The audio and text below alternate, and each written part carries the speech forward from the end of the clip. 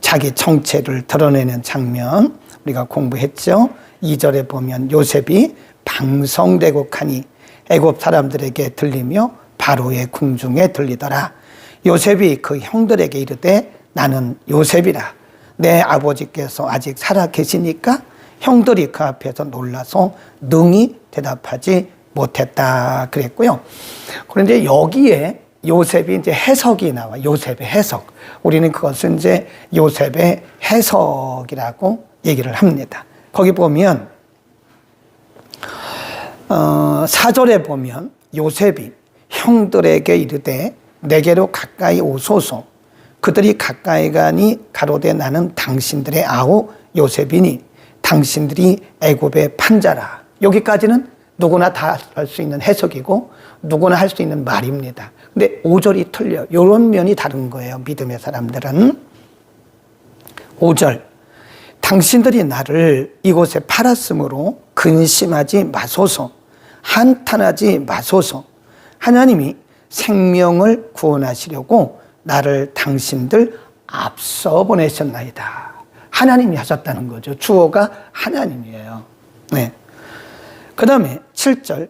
하나님이 큰 구원으로 당신들의 생명을 보존하고 당신들의 후손을 세상에 두시려고 나를 당신들 앞서 보내셨나니 그런즉 나를 이리로 보낸 자는 당신들이 아니요 누구래요? 하나님. 주어가 바뀌잖아요. 당신들이 아니다. 당신들이 형님들이 아니고 당신들이 아니고 하나님이십니다. 하나님이 나로 바로의 아비를 삼으시며 그 온 집의 주를 삼으시며 애굽 온 땅의 치리자를 삼으셨나이다. 그래. 그래서 이제 우리가 이것을 해석이라고 해요. 해석. interpretation. 인생은 해석이고요. 그 신앙도 해석입니다. 해석 잘못하면 큰일 납니다. 인생도 해석이고, 빨간 색깔이 나오는데 좀 이상하죠? 흰색으로 바꾸겠습니다. 네, 흰색으로 바꿨어요. 인생도 해석이고, 그 다음에 신앙도 해석이에요. 해석을 어떻게 하느냐에 따라서 우리 인생이 달라져요. 똑같은 문제를 만나도 이것을 자의적인 해석을 하고 내가 주어가 되면 그때부터 이 문제가 문제로 계속 커져요. 문제가 문제를 낳고 또 문제가 문제를 낳아요. 그러니까 해석을 하는 데 있어서 이 주어가 누구냐 이게 주어. 주어가 누구냐. 그래서 어떻게 이루어지느냐 그런 거죠. 해석을 하는 데 있어서 주어가 내가 되잖아요. 그러면 모든 문제는 나 중심으로 풀어나가는 거예요. 나 중심으로. 주어가 나예요. 아니면 당신이에요.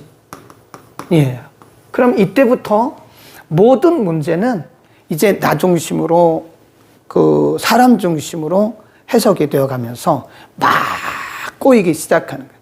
해결이 될 것 같은데 해결이 안 됩니다. 꼬이고 문제가 문제를 낳고 문제가 또 문제를 낳는 거죠. 근데 주어가 나가 아니고 하나님이 되시잖아요. 하나님. 이 주어를 하나님으로 놓으면 모든 것이 다 하나님이 하신 거예요.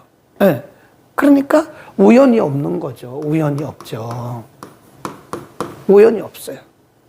주어가 하나님인데 하나님이 모든 일들을 통치하시고 하나님이 그분의 계획에 의해서 그분의 뜻대로 그분의 방식대로 내 인생을 끌어가고 계시는 거기 때문에 여기에 대해서 우리가 불평을 할 수가 없죠. 왜 그렇죠? 하나님이니까.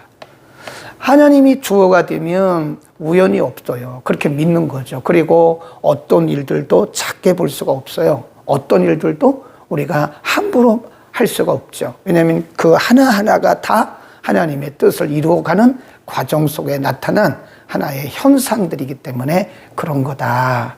그래서 주어를 어디에 두느냐에 따라 그 사람의 신앙의 방향성, 인간의 방향성이 달라지는 거예요. 그러니까 엄밀히 보면 성숙한 신앙이라는 게 뭐냐?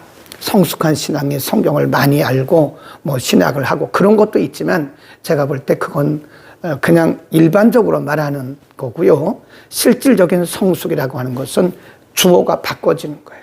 그래서 우리가 옛날에 보면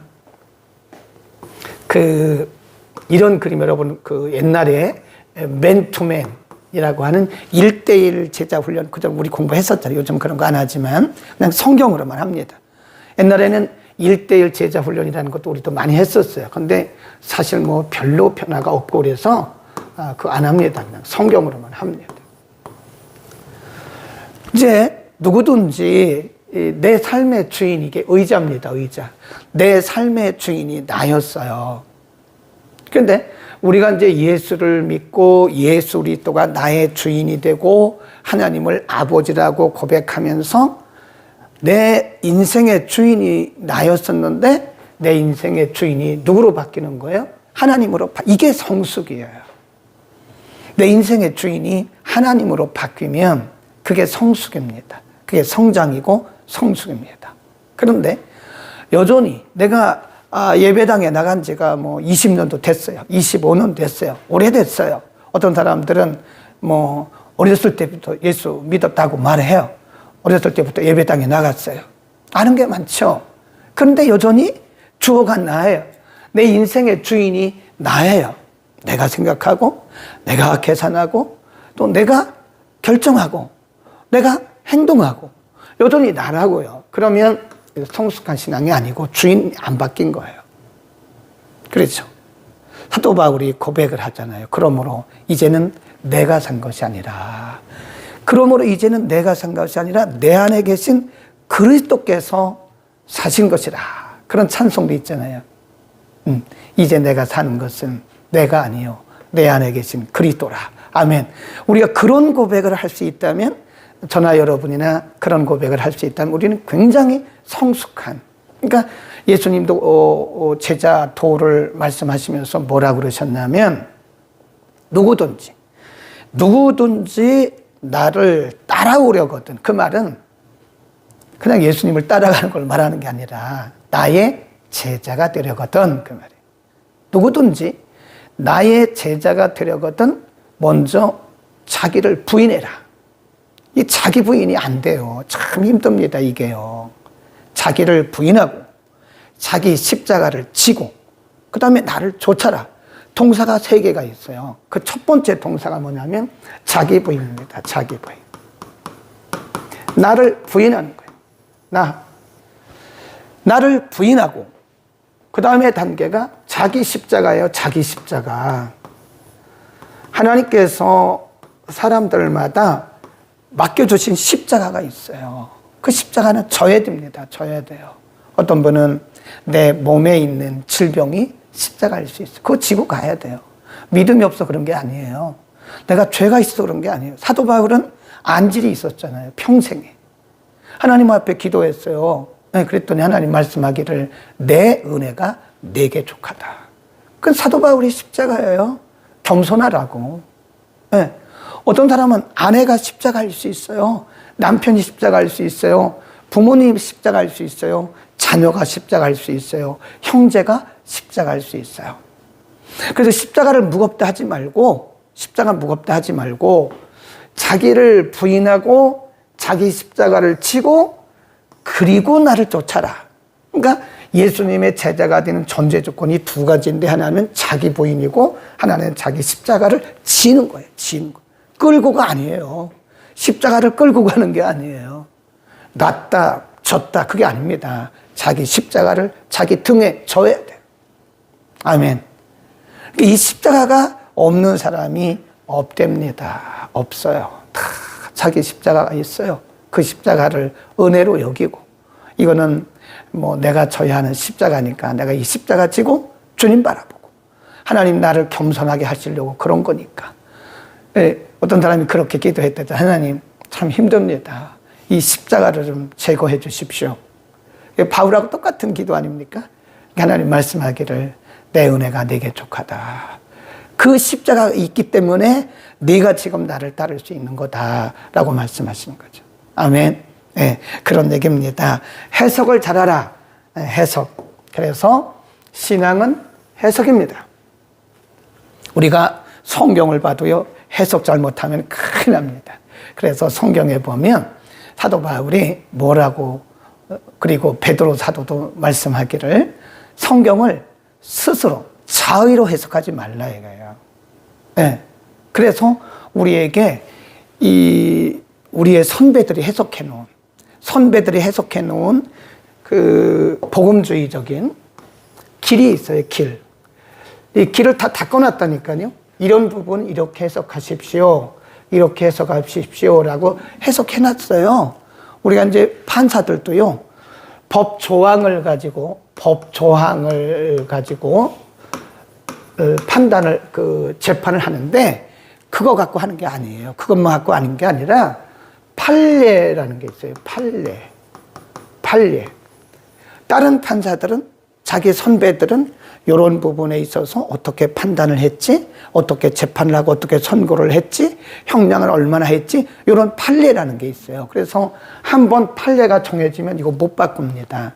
그래서 많은 법학가들이 말하기를 대법원 판례에 몇 년, 몇 월, 며칠 대법원 판례에 이런 조항이 있습니다. 그럼 이게 하나의 기준이 되는 거라.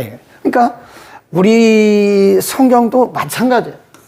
우리 성경도 그래서 사사로이 풀지 말라는 것은 그래서 그런 겁니다. 그래서 신학을 전문적으로 한 목회자가 필요한 것이고요. 그래서 지도자가 필요한 겁니다. 여러분, 예를 들어서 여러분이 어떤 성경을 읽다가 이렇게 해석이 됐죠. 그거를 딱 여러분이 내 생각이 맞아 라고 딱 고착시키면 여러분 큰일 납니다. 그래서 이단이 되는 거예요. 이단들은 남의 말을 안 듣습니다.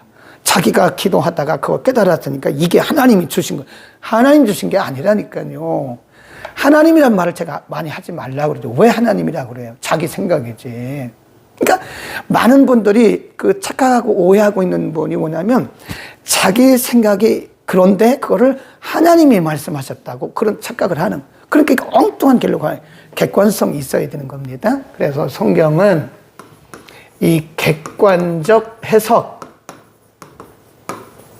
이걸 우리가 뭐라 그러냐면 주석이라 그래요. 목사님들도 그 목양실에 가보면 주석이 여러 가지가 있어요. 책들이 많잖아요. 근데 어떤 분은 말하기를 나는 주석 안 본다고, 나는 성경만 본다고.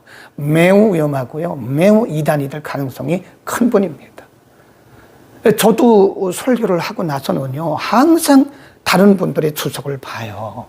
왜냐면 제가 아무리 오랫동안 설교를 했어도 제가 잘못 성경을 해석할 수 있기 때문에 살핍니다. 다른 분들은 어떻게 설교했지? 주석에는 어떻게 나왔지? 이런 것들을 항상 봐요. 그리고 나서 지울 건 다 지우고 마지막에 이제 그 설교 노트를 가지고 강단에 올라가는 거거든요. 해석 잘해야 됩니다. 성경도 자의적인 해석하지 말고, 여러분이 어떤 그 성령의 감동이 와도 자의적으로 하지 말고 반드시 검증을 받으라. 인생은 해석이고 신앙도 해석이다. 요셉의 하나님 중심의 해석에 대해서 말씀을 드렸습니다. 쭉 내려갑니다. 13절로 갑니다. 당신들은 나의 애굽에서의 영화와 당신들의 본 이 모든 것을 다 내 아버지께 고하고 속히 모시고 내려오소서 하며 자기 아우 베냐민의 목을 안고 우니 베냐민도 요셉의 목을 안고 오니라. 쭉 내려갑니다. 이 얘기가 이제 그 애굽 왕에게 들렸고 애굽 왕이 요셉에게 배려를 해요. 그 뭐라고 배려를 하냐 이렇게 말합니다. 20절 또 너희의 기구를 아끼지 말라. 온 애굽 땅에 좋은 것이 너희 것입니다. 그러면서 요셉을 보고 요셉의 가족들 아비까지 다 모셔오라고 그러고 가장 좋은 곳에 너희 형제들과 너희 가족들을 모셔라. 그렇게 애굽 왕이 허락을 하는 거죠. 46장입니다. 이제 이스라엘이 모든 소유를 이끌고 발행하여 부엘세바에 이르고 그 아비 이삭의 하나님께 거기 줄급시다 감사를 드려요. 그러니까 지금 야곱이 이 가나안을 출발해서 이제 애굽으로 내려가는 거죠. 애굽은 아래니까요. 애굽으로 내려가는데 부엘세바라고 하는 곳에 이르러서 거기서 다시 제사를 드리고 출발을 해요. 오늘날로 말하면 예배를 드리는 거죠. 그러니까 야곱의 인생은 인간적으로 좀 실수한 것도 있고 인간적인 그런 인본주의적인 것도 있죠. 사람인데 어떻게 그 인생을 보면 그가 야곱이 에서를 속이기 야곱이 아버지를 속이고 또 형도 속이고 인간적인 그런 면이 있긴 했었지만 그러나 인간이니까 또 그런 면이 있을 수 있다고 생각하고 그러나 그 속에 하나님 중심적인 매사에 기도하고 하나님의 음성을 듣고 출발하는 그런 모습을 보면 야곱이 역시 하나님의 사람이었다는 것을 우리가 볼 수 있습니다. 우리가 사람을 볼 때도요, 너무 완벽하게 보지 말자고. 사람은 완벽할 수가 없고 완벽을 기대해도 안 돼요. 난 당신에게 실망했어요. 실망하는 게 당연합니다. 인간인데 실망할 수밖에 없죠. 그러나 그 속에 있는 예수 그리스도, 그가 모시고 있는 예수 그리스도, 그가 섬기고 있는 하나님을 보면 그분의 실수도 아름답게 보일 겁니다. 아멘. 그래서 우리는 사람을 볼 때 그 사람의 실수와 허물을 보지 말고 그럼에도 불구하고 그 안에 그가 모시고 있는 그 예수님, 섬기는 하나님을 우리가 보면 이런 실수가 보이지 않고 그 안에 있는 예수님이 보이는 거다. 아멘. 그것이 성도가 사람들을 바라보는 눈입니다. 아멘. 얼마나 멋있어요. 1절 이스라엘이 모든 소유를 야곱입니다. 모든 소유를 이끌고 발행하여 부엘세바에 이르러 그 아비 이삭의 하나님께 희생을 드리니 밤에, 거기 출급시다. 밤에 하나님이 이상 중에 이스라엘에게 나타나시고 불러가라사대 야곱아 하시는지라. 야곱이 가로되 내가 여기 있나이다. 하나님이 가라사대 나는 하나님이라. 내 아비 하나님이니 애굽으로 내려가기를 두려워 말라. 내가 거기서 너로 큰 민족을 이루게 하리라. 내가 너와 함께 거기 출굽시다. 하나님이 지금 요셉을 애굽에 먼저 보낸 것도 목적이 있었고 이제 하나님의 때가 돼서 야곱과 그의 가족들을 다 애굽으로 보낸 것이 하나님이 큰 거룩한 민족을 이루기 위한 것이었다라고 말씀을 하니, 그리고 이렇게 말씀하십니다. 내가 너와 함께 애굽으로 내려가겠고 정녕 너를 인도하여 다시 올라올 것이며 요셉이 그 손으로 내 눈을 감기리라. 이 말은 네가 애굽에서 죽어서 너의 시신이 이제는 가나안 땅으로 오게 될 것이다. 요셉이 너의 마지막을 책임질 것이다. 그런 말씀이네요. 그러니까 걱정하지 말고 가라는 거죠. 자, 다시 한번 보면 하나님이 애굽이라고 하는 나라에서 지금까지는 하나에 다 모였었죠.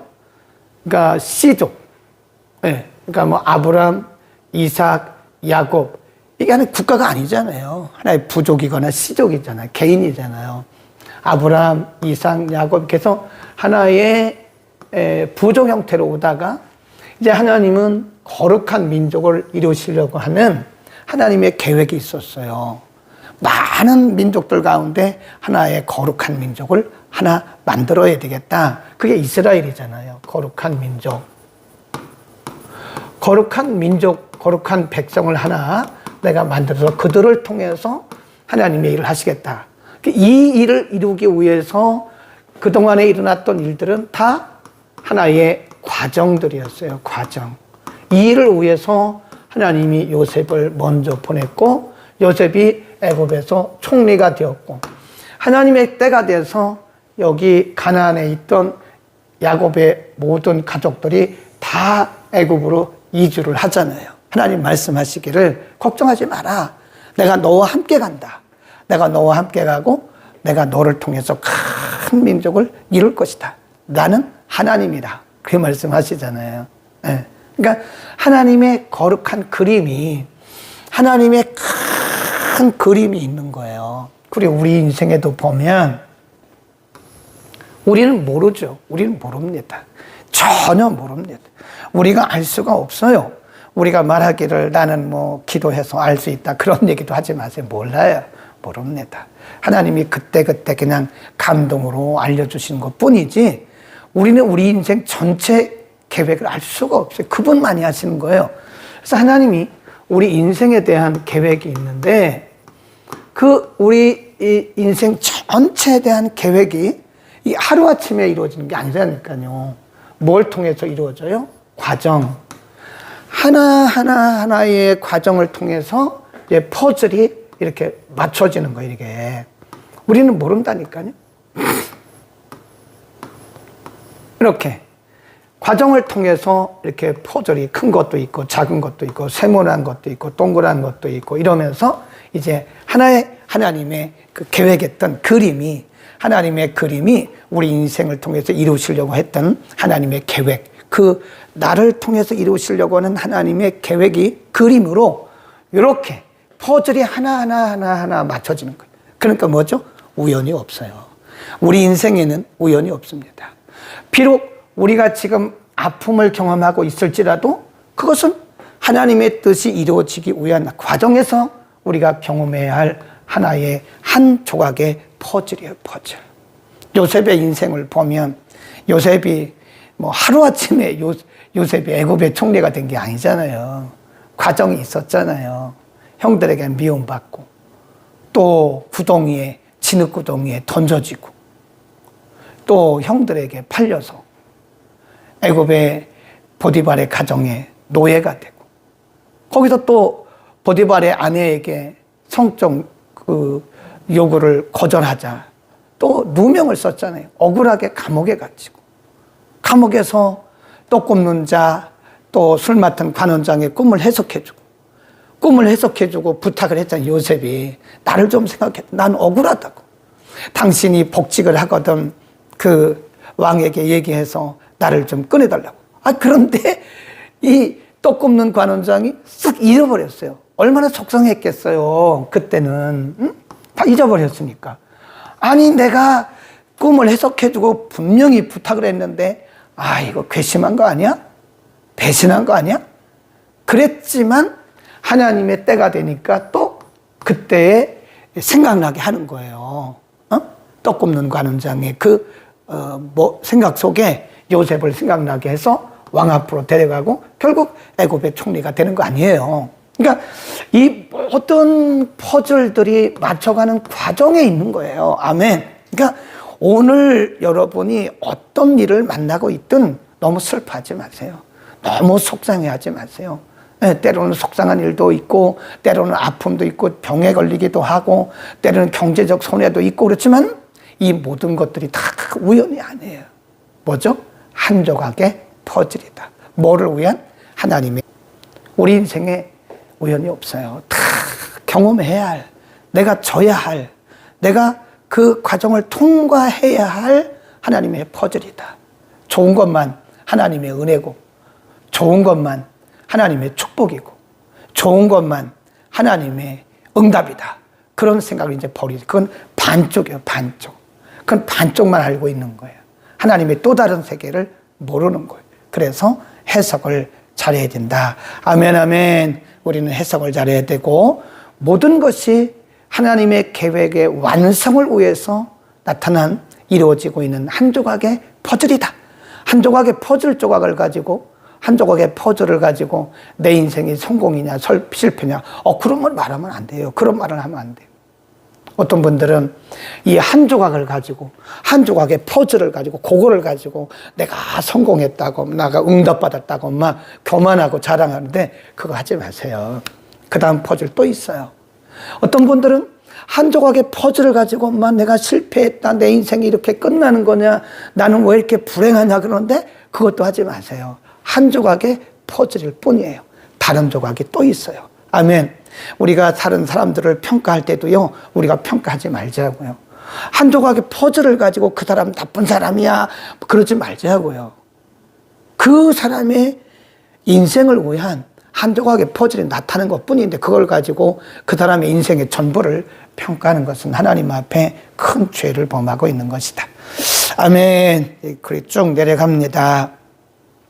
8절 애굽으로 내려간 이스라엘 가족의 이름이 이러하니 야곱과 그 아들들 곧 야곱의 맏아들 루벤과 쭉 내려갑니다.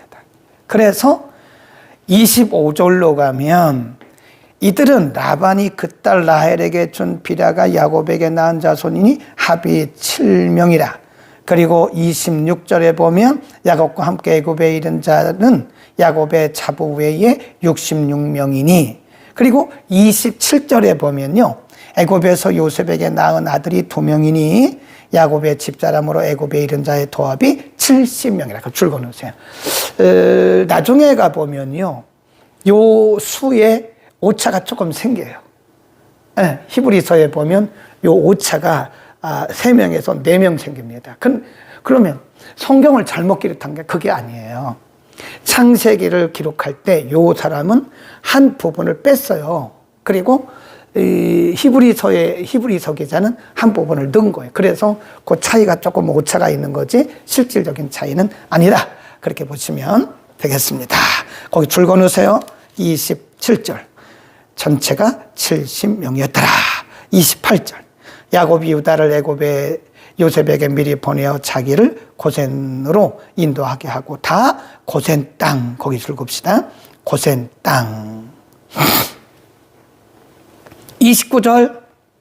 요셉이 수레를 갖추고 고센으로 올라가서 아비 이스라엘을 맞으며 그에게 보이고 그 목을 어긋 맡겨 안고 얼마 동안 울매 이스라엘이 요셉에게 이르되 내가 지금까지 살아있고 내가 내 얼굴을 보았으니 지금 죽어도 내가 여한이 없다. 그러면서 거기서 요셉을 만났죠. 47장에 보면 그때 이제 가족들이 다 오니까 요셉이 자기 아버지를 모시고 바로에게 갑니다. 애굽 왕에게 가서 얘기를 해요. 사실은 우리 아버지도 오셨고 형제들이 다 왔습니다 라고 얘기를 합니다. 그때 바로가 뭐라고 대답을 하냐면 47장 5절, 바로가 요셉에게 일러가로되 내 아비와 형들이 내게 왔은즉 애굽 땅이 내 앞에 있으니 땅의 좋은 곳에 내 아비와 형들로 거하게 하고 고센 땅에 그들로 거하게 하고 그들 중에 능한 자가 있는 줄을 알거든 그들로 나의 짐승을 주관하게 하라. 7절, 요셉이 자기 아비 야곱을 인도하여 바로 앞에서 서게 하니 야곱이 바로에게 축복하고, 10절, 야곱이 바로에게 축복하고, 그런 말씀이 있어요. 11절, 요셉이 바로의 명대로 그 아비와 형들에게 거할 곳을 주되 애굽의 좋은 땅 라암세스, 거기 줄거놓으세요. 나중에 출애굽할 때 보면 요곳을, 이 라암세스라고 하는 것을 거쳐서 이제 나오게 되는 것을 우리가 볼 수 있어요. 그러는 동안에 이제 잘 보세요. 하나님의 시간을 한번 보시라고요. 하나님의 타이밍. 자, 지금은 이렇게 보면 7년 풍년 기간입니다. 그리고 7년 흉년. 지금 야곱의 가족들이 가나안에서 애굽에 오는 모든 과정들은 요때 일어난 거예요. 요때. 그리고 나서 풍년 기간이 딱 끝났어요. 거기 보세요. 풍년 기간이 다 끝납니다. 13절. 기근이 더욱 심하여 사방에 식물이 없고 애굽 땅과 가나안 땅의 기근으로 쇠약하니 요셉이 곡식을 팔아 애굽 땅과 가나안 땅에 있는 돈을 몰수히 거두고 그 돈을 바로의 궁으로 가져왔다. 26절. 요셉이 토지법을 세우며 그 5분 1이 바로에게 상납되나 제사장의 토지는 바로의 소유가 되지 아니하여 오늘까지 이르렀다. 그리고 나서 이제 7년 흉년이 지났어요. 27. 이스라엘 족속의 애굽 고센 땅에 거하며 거기서 산업을 얻고 생육하며 번성하였더라. 야곱이 애굽 땅에 17년을 거하였으니 그의 수가 147세라. 29절. 이제 이스라엘이 야곱이 죽을 시간이 다가와요. 그러니까 이렇게 얘기를 합니다. 29절. 이스라엘의 죽을 기한이 가까움에 그가 그 아들 요셉을 불러 그에게 이르되 이제 내가 내게 은혜를 입었거든 청하노니 내 손을 내 환도뼈 아래 넣어서 나를 인애와 성심으로 대접하여 애굽에 장사하지 않기를 맹세라. 그때 요셉이 총리로 있었는데 야곱이 요셉에게 부탁을 하는 거예요. 내가 죽거든 애굽 땅에 장사하지 마라. 그래서 50장에 가보면 40일 동안 애굽에서 큰 장례식을 거두고 장례식이 끝나고 나서 야곱의 시체를 매요. 그리고 그때 요셉에게 부탁한 유언을 따라서 그때 요셉의 형제들이 야곱의 시체를 메고 가나안으로 가요. 그래서 그때 마련했던 그 굴에, 막벨라 굴에다가 장사하는 것을 볼 수 있죠. 그때 유언을 했다. 그렇게 보시면 됩니다. 48장. 2일 후에 혹이 요셉에게 고하기를 내 부친이 병들었다 하므로 그가 그 두 아들을 므낫세와 에브라임과 함께 이르니 므낫세, 에브라임입니다. 그리고 이제 야곱이 축복을 해요. 8절. 이스라엘이 요셉의 아들들을 보고 가로되 이들은 누구냐?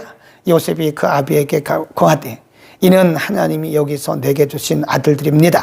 아비가 가로되 그 아들을 이끌어 내 앞으로 나오라. 내가 그들에게 축복하리라. 그래. 근데 여기서 이상한 일이 발생을 합니다. 원래 보면 므낫세 순서가 므낫세, 에브라임이거든요. 네, 그러면 이제 야곱이 축복을 할 때 이제 둘을 같이 축복을 하잖아요. 그러면 야곱의 오른손이 이리 가고 왼손이 이렇게 와야 된다고요. 근데 한번 보자고요. 여기가 조금 이상한 면이 발견이 되는 거예요. 10절.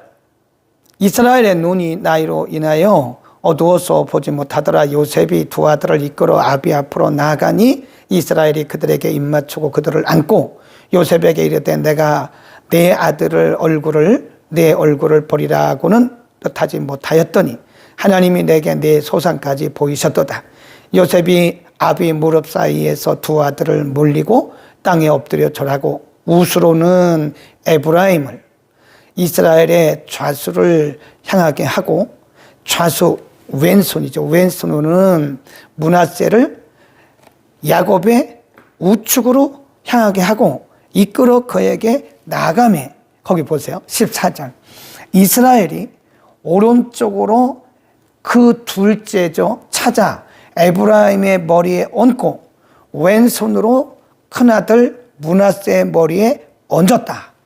므낫세는 장자라도 팔을 이렇게 어긋맞겼더라. 그런 얘기예요. 그가 요셉을 위하여 축복했습니다. 16절. 나를 모든 환난에서 건지신 사자께서 이 아이에게 복을 주시오며 이들로 내 이름과 내 초부 아브라함과 아버지 이삭의 이름으로 칭하게 하시오며 이들로 세상에서 번식되게 하시기를 원하나이다. 요셉이 그 아비가 우수를 에브라임의 머리에 얹은 것을 보고 기뻐 아니하고, 그렇죠. 순서가 틀렸으니까. 아버지의 순서로 볼 때는 얘가 맞죠. 여기 큰아들 여기가 맞죠. 근데 지금 야곱이 이쪽으로 오른손을 댔단 말이에요. 그러니까 그거를 지금 요셉이 아버지에게 얘기를 하는 거예요. 17절. 요셉이 그 아비가 우수를 에브라임의 머리에 얹은 것을 보고 기뻐하니 하여 아비의 손을 들어 에브라임의 머리에서 므낫세의 머리로 옮기고자 하여 그 아비에게 이르되 아버지요 그렇게 하지 마십시오. 이는 장자니 우수를 그에게 얹으십시오. 그러니까 19절. 아비가 허락지 아니하여 가로되 나도 안다. 여기 뭐가 있는 거예요. 하나님의 뜻이 있는 거예요. 그러니까 야곱이 말하기를 나도 알아. 나도 안다. 내 아들아 나도 안다. 그도 한 족속이 되며 그도 크게 되려니와 그 아우가 그보다 큰 자가 되고 그 자손이 여러 민족을 이루리라. 그날에 그들이 축복하여 가로되 이스라엘 족속이 너로 축복하기를 하나님이 너로 에브라임 같고 므낫세 같게 하리라 하여 에브라임을 므낫세보다 앞세웠더라. 그러니까 하나님의 세계는요 인간의 세계가 좀 다른 것 같아요. 그렇죠? 네. 이게 인륜적으로 보면 인간의 계산적으로 말하면 므낫세가 큰아들이니까 므낫세가 아버지의 야곱의 오른손이 가야 된다고. 그런데 에브라임으로 가고 이렇게 갔다는 거죠. 그러니까 야곱이 그러잖아요. 나도 알아. 그런데 사실은 하나님께서 에브라임을 통해서 더 큰 일을 하실 거야 라고 말씀하죠. 그러니까 하나님의 방식과 사람의 방식은 다르다 이렇게 써놓으세요. 하나님의 방식과 사람의 방식은 다르다. 자, 49장으로 갑니다. 자, 이거 한번 나갔다 들어봅시다. 이거 잘못하면 꺼질 수가 있으니까요. 자, 이제 재미있는 부분이 축복을 하는 부분인데요. 와, 이거 정말 굉장히 설레는 그런 부분이에요. 잘 보세요. 이게 하나님이 사람을 축복하실 때, 물론 야곱이 축복한 거지만 하나님께서 야곱에게 축복권을 주셨잖아요. 축복권. 그러니까 옛날에 구약 시대는요, 아버지에게 자녀들을 축복하는 축복권이 있었어요. 그리고 제사장들에게 백성들을 축복하는 축복권이 있었어요. 선지자들에게도 있었어요. 네, 축복권이 있었습니다. 그런데 우리가 성경을 보면 그 아비가 자녀들에게 축복을 하잖아요. 그럼 그 축복 그대로 되더라고. 하나님이 권위를 위임하셨기 때문에 그 권위를 가지고 축복을 하면 그대로 임하더라니까요. 그거 잘 생각을 해야 됩니다. 한번 보세요. 밑에 봅니다. 49장 1절. 야곱이 그 아들들을 불러 이르되 너희는 모이라. 너희의 후일에 당할 일을 내가 너희에게 이르리라. 너희는 모여 들으라. 야곱의 아들들아, 너희 아비 이스라엘에게 들으라. 이제 루벤부터 시작하는 거예요. 루벤아, 너는 내 장자요 나의 능력이요 나의 기력의 시작이라. 위강이 초등하고 권능이 탁월하도다마는. 원래는 그런데 보세요. 4절. 물의 끓음 같았은 적, 이 말은 성욕이요, 성욕. 너의 탐욕이 물의 끓음 같았은 적 너는 탁월치 못하리니 내가 내 아비의 침상에 올라 더럽혔음을 다. 그가 내 침상에 올랐었도다. 그 말은 소모를 그가 성적으로 범했어요. 그러니까 거기서 박탈한 거예요. 축복권이 박탈된 겁니다. 그 다음에 두 번째, 시몬과 레위는 형제요. 그들의 칼은 잔해하는 기계로다. 내 영혼아, 그들의 모의에 상관치 말지어다. 내 영광아, 그들의 집회에 참여하지 말지어다. 그들이 그 분노로 고출고서. 이게 뭐냐면 어느 때를 지금 배경으로 하냐면요. 여러분 그거 아시죠? 야곱이 그걸 지금 기억하는 거예요. 야곱이 하란에서 쭉 내려와서 여기 이제 가나안이란 말이죠. 여기서 야복강을 건너가지고 이제 하란이라고 하는 곳에, 하란이 아니고 세겜.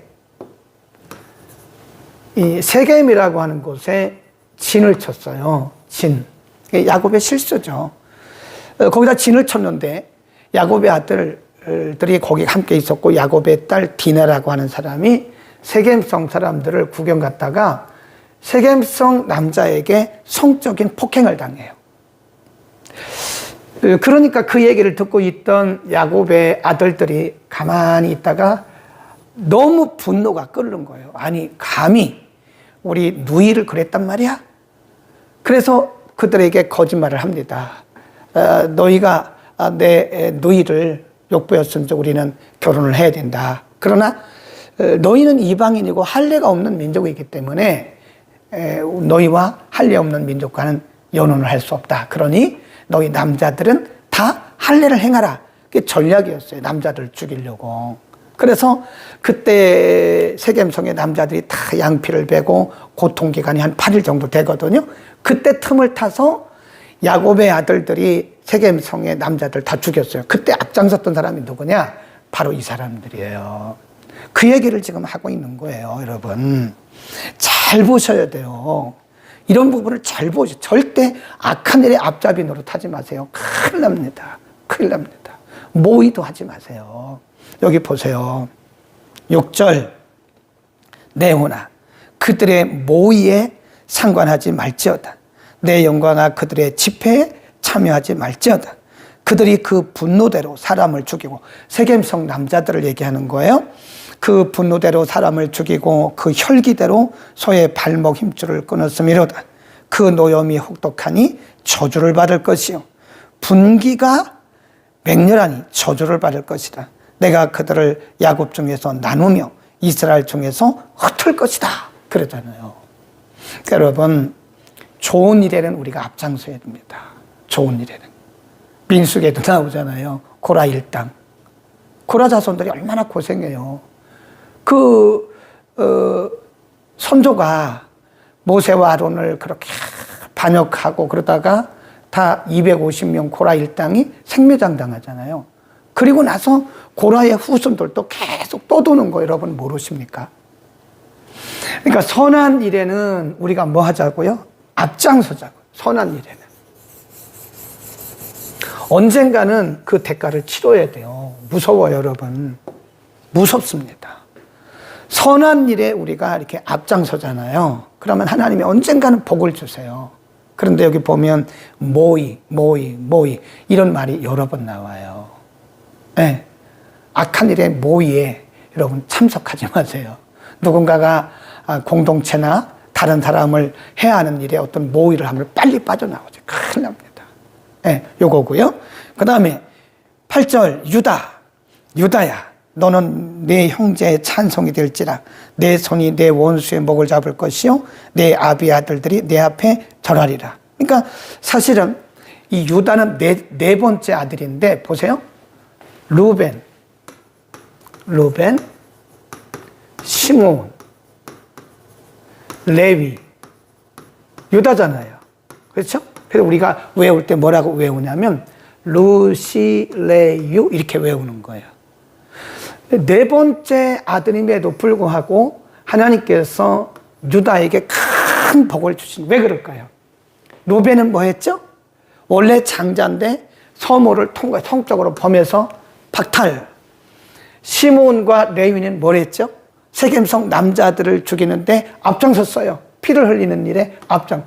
그렇게 안 해도 되는데 이 사람들이 이 형제들을 다 이렇게 선동해가지고 이 살인극을 벌인 거예요. 그러니까 여기서 박탈. 누구한테 왔어요? 유다한테 오잖아요. 그래서 유다한테 온 겁니다. 네, 잘해야 돼요, 여러분. 하루하루가 잘해야 됩니다. 우리가 하루하루 잘 살면 평생의 복을 받아요. 그런데 우리가 하루 잘하다가 하루 잘못했다가는 이런 일들도 있을 수 있다. 잘해야 돼요. 잘해야 돼요.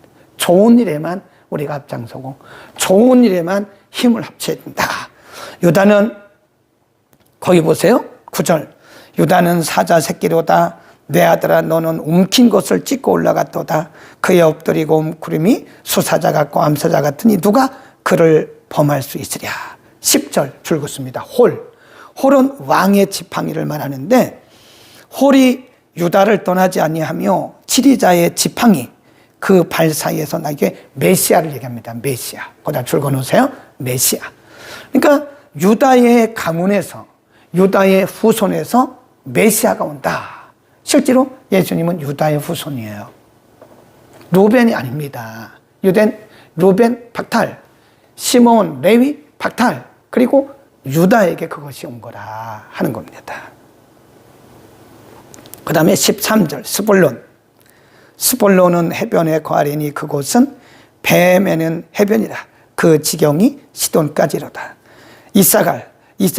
이사갈은 양의 우리 사이에 꿇어앉은 건장한 나귀로다. 그는 쉴 곳을 보고 좋게 여기며 토지를 보고 아름답게 여기고 어깨를 내려 짐을 메고 앞지 아래에서 섬기랴. 이건 이제 이사갈은 높은 데는 못 가고 그냥 다른 사람을 섬기는 일만 할 것이다. 단은 이스라엘의 한 지파같이 그 백성을 심판하리라. 19절. 군대의 박격을 받으나 도리어 그 뒤를 추격하리. 승리. 20. 아셀에게서 나는 식물은 기름진 것이라. 그가 왕의 진술을 공개하리라. 납달리는 노인 암사슴이라. 아름다운 소리를 바라는도다. 그 다음에 22절 보세요. 요셉에게는 굉장한 복을. 근데 야곱이 축복을 하면서 아들들을 축복하면서 어떤 아들은 이렇게 하고 어떤 아들은 굉장히 많이 축복하고, 유다 같은 경우는 굉장히 많이 축복했잖아요. 그리고 제가 지금 계속 간단하게 읽은 이 사람들에게는 간단하게 하잖아요. 요셉은, 보세요, 요셉. 22절, 요셉은 무성한 가지 곧 샘 곁에 무성한 가지라. 그 가지가 담을 넘는 그런 축복. 우리가 그 CCM에도 있잖아요. 요셉의 축복. 담을 넘는 축복. 담을 넘었도다. 활 쏘는 자가 그를 학대하며 그를 쏘며 그를 곤박하였으나 요셉의 활이 이겼다. 도리어 견강하며 그의 팔이 힘이 있으니 야곱의 전능자의 손을 힘입음이라. 그로부터 이스라엘의 반석인 목자가 나도다. 여기도 메시아가 날 것을. 내 아비의 축복이 26절. 내 아비의 축복이 내 부여주의 축복보다 나아서 영원한 산이 한없음이로다. 이 축복이 요셉의 머리로 돌아오며 그 형제 중 뛰어난 자의 정수리로 돌아갈 것이다. 20절. 베냐민은 물어뜯는 일이라. 이거 좀 그렇죠. 베냐민 물어뜯는 일이라. 아침에는 빼앗긴 것을 먹고 저녁에는 움킨 것. 그러니까 막 계속 다른 사람과 전쟁해가면서 먹고 산다. 참 이런 말을 왜 했는지 몰라요. 28.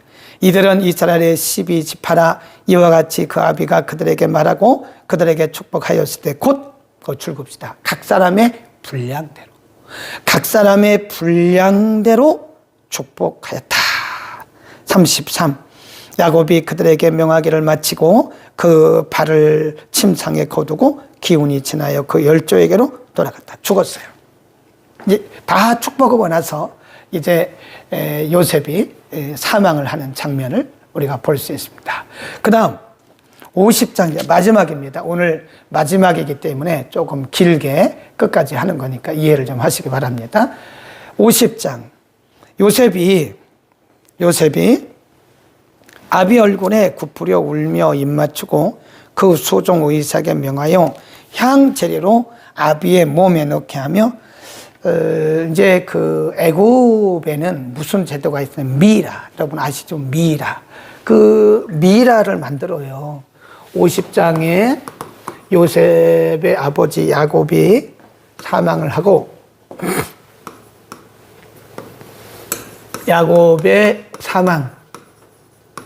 야곱이 죽고 나서 이제 그 의사에게 명령하기를 아비의 그 시체 관에다가 향재료를 넣어라. 그 말은 미라를 만들라 그 말이에요. 그 기간이 40일입니다. 3절 40일이 걸렸으니 향재료를 넣는 대로 이 날수가 걸리면 애굽 사람들은 70일 동안 그 곡을 그를 위하여 곡하였더라. 그래서 40일은 시체를 부패하지 않도록, 왜냐하면 가난으로 모시고 가야 되니까 부패하지 않도록 관에 넣고 미라를 하는데 40일. 그 다음에 70일, 여기 포함됐겠죠. 70일은 곡하는 기간. 이것을 보면요, 야곱이 죽었을 때 애굽에 국장했던 거, 국장. 보통 이제 3, 4일 정도면 끝나는데 야곱의 장례는 국장입니다. 70일 걸렸으니까요. 그래서 국장이 다 끝나고 나서 이제 모시고 갑니다. 4절에 보세요. 곡하는 기한이 지나매 요셉이 바로의 궁에 말하여 가로되 내가 너희에게 은혜를 입었으면 청컨대 바로의 귀에 고하기를 말하라. 그리고 이렇게 말합니다. 내가 사실은 아버지로부터 유언을 받았습니다. 그래서 이 아버지의 시신을 모시고 가나안 땅으로 가야 됩니다. 허락해 주시오 라고 말한 거예요. 5절에. 그러니까 6절에 보면 바로가 가로되 그가 내게 시킨 맹세대로 올라가서 그 아비를 장사하라. 허락을 하는 거죠. 요셉이 자기 아비를 장사로 올라가니 바로의 모든 신하와 바로의 궁의 장로들과 애굽 땅의 모든 장로와 요셉의 온 집과 그 형제들과 아비의 집이 그와 함께 올라갔다. 대단한 거죠. 70일 동안 국장을 치르고 애굽에 있는 사람들, 관리들, 요셉의 가족들이 다 지금 시신을 메고 가는 거예요. 10절.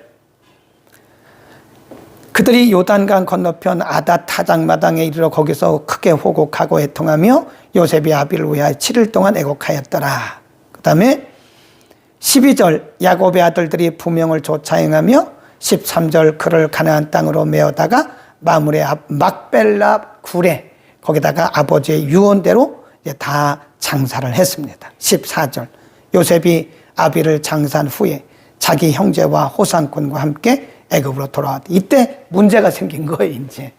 네. 애굽에서 돌아왔어요. 장례 다 마치고, 장례식 마치고, 애굽에 돌아온 마지막, 피날레예요. 마지막에 요셉의 형제들이 두려운 거예요. 큰일 났다, 이제. 아버지 돌아가셨고, 우리의 방패막이가 없으니 분명히 요셉이 우리에게 보복할 것이다. 그런 생각을 하는 거예요. 15절 요셉의 형제들이 가비가 죽었음을 보고 말하되 요셉이 혹시 우리를 미워하여 우리가 그에게 행한 모든 악을 갚지는 않을까? 보복하지 않을까? 그런 두려움에 빠졌던 거죠. 보복하지 않을까? 요셉에게 말을 전하여 가로되 당신의 아버지가 돌아가시기 전에 명하여 이르시기를 이러이러 했으니 당신 우리에게 보복하지 마시오. 그런 말을 한 거예요.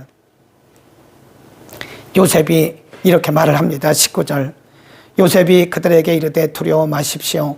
내가 하나님을 대신하겠습니까? 당신은 나를 해하려 여러분들은 나를 해하려 하였지만 하나님은 그것을 선으로 바꾸사 오늘같이 만민의 생명을 구원하게 하시려 하셨나니 당신들은 두려워하지 마십시오. 네, 거기 얼마나 멋있어요. 선으로 바꾸셨다. 당신들은 나를 해하려고 했지만 하나님은 그것을 선으로 바꾸셔서 오늘 이렇게 큰 민족을 이루게 하셨고 이제 하나님의 뜻을 이루게 하신 겁니다. 걱정하지 마십시오. 이게 바로 아까 우리가 초반부에 말씀드렸던 하나님의 안목. 하나님의 관점에서 사건을 바라보는 사람들은 원망, 불평, 짜증 그런 거 안 합니다. 하나님이 하신 일인데 우리가 어떻게 원망해요? 그렇잖아요? 만약 아직도 우리가 원망하고 불평하고 누구에게 막 책임을 전가하고 그런 일을 하고 있다면 우리는 하나님의 관점으로 사는 것이 아니라 여전히 우리는 우리의 인간적 관점으로 살고 있다는 사실을 알아야 돼요. 요셉이 그러잖아요. 당당하게 말하잖아요. 걱정하지 마십시오. 형님들 걱정하지 마십시오. 이건 하나님이 하신 거라고요. 45장에서 말씀한 것처럼. 하나님이 형님들은 나를 그렇게 해하려고 했지만 하나님은 이 뜬 것을 선으로 바꾸셨습니다. 아멘. 그것을 우리는 뭐라 그러냐?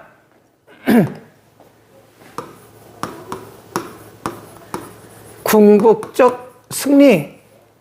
그래서 로마서 8장 28절에 보면 하나님께 부르심을 받은 자들에게 있어서는 모든 것이 뭐한대요? 합력해서 뭘 이룬대요? 선. 똑같잖아요. 당신들은 나를 해하려고 했지만 하나님은 이것을 다 선으로 바꿔주셨다. 로마서 8장 28절에도 모든 것이 합력해서 뭘 이룬대요? 선. 네, 선. 그래서 우리는 궁극적 승리자들이에요. 우리는 이겼어요. 아멘. 아멘. 우리는 이겼습니다. 이미. 우리는 지금은 보기에는 하나의 퍼즐 조각들이 맞춰지고 있는 과정이기 때문에 지금 보기는 실패자인 것 같고 지금 보기는 우리가 아닌 것 같지만 하나님의 퍼즐이 맞춰가는 그 과정이지만 그러나 하나님의 퍼즐은 우리를 위해서 우리의 유익을 위해서 완벽하게 우리에게 승리를 주시는 그 퍼즐이 이루어진다.